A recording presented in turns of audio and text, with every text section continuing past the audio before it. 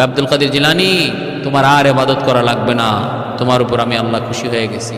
ইনি বলেন আস্তাগফিরুল্লাহ মিন যালিক। আস্তাগফিরুল্লাহ কেন বললাম? আরে ইবাদত করার কথা আল্লাহ তার নবীর কয় হাত্তা ইয়াতিয়াকাল ইয়াকিন ওয়া'বুদ রাব্বাকা হাত্তা ইয়াতিয়াকাল ইয়াকিন। আমি আল্লাহর ইবাদত করো মরণ পর্যন্ত। যেখানে নবীর আল্লাহ কয় ইবাদত করো মরণ পর্যন্ত, ইবাদতের পেনশন দেয় না, তুমি আমারে পেনশন দিয়া দিলা, তাহলে তুমি আল্লাহ না, তুমি ইবলিস। তখন ইবলিসে কয় বুঝছি আব্দুল কাদের, তোমার ইলম তোমারে আজকে বাঁচাইয়া দিল, তোমার মতো এমন কত বুজুর্গ করে আমি ইবলিস ধরা খাওয়াই দিছি, আজকে তোমার ইলম তোমারে বাঁচাইয়া দিল। আব্দুল কাদের জিলানী বলেন আস্তাগফিরুল্লাহ মিন যালিক, তোর ষড়যন্ত্র থেকে আমি আল্লাহর কাছে রেহাই চাই। কয় এখন আবার কি করলাম? কই এখন আরো বড়টা করছো, আগেরটা ছোট আসলে এখন একটা বড়। আমার ইলম আমাকে রেহাই দেয় নাই, আমাকে রেহাই দিছেন, মুক্তি দিছেন আমার আল্লাহ, আমার আল্লাহ।